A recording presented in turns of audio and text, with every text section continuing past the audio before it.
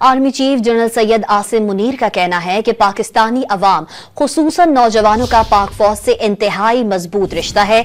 मुल्क दुश्मन अनासिर की फौज और अवाम में खलीज डालने की कोशिश हमेशा नाकाम रहेगी। उन्होंने नौजवानों को जज्बा हुब्बुल वतनी अपनाने और मुल्क की तरक्की और खुशहाली में अपनी सलाहियतों के बेहतरीन इस्तेमाल की भी तरगीब दी।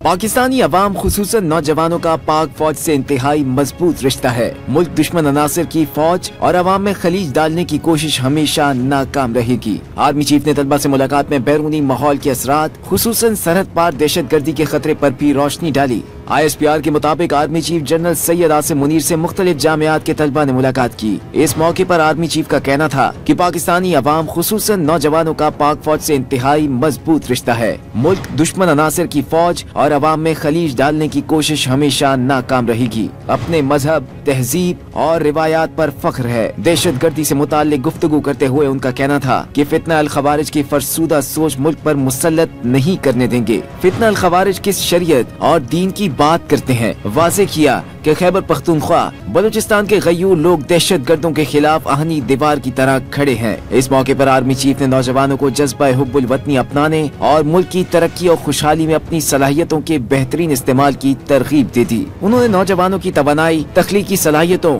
और जिद्दत पसंदी की सलाहियत को सराहा और कहा कि हमारे नौजवान पाकिस्तान के मुस्तकबिल के रहनुमा है। तलबा ऐसी महारतें हासिल करे जो उन्हें मुल्क की तरक्की में मुस्बत किरदार अदा करने के काबिल बना सके। आर्मी चीफ ने मुल्क की खुद मुख्तारी और जोग्राफियाई सालमियत के तहफ़्फ़ुज़ में पाक फौज के किरदार को उजागर किया। उन्होंने मुल्क को दहशत गर्दी के नासूर से निजात दिलाने में कौम की कुर्बानियों का एतराफ़ करते हुए मुसल्लह अफ़वाज और कानून नाफिज करने वाले इदारों के साथ अवाम की गैर मुतज़ल्ज़ल हिमायत को सराहा।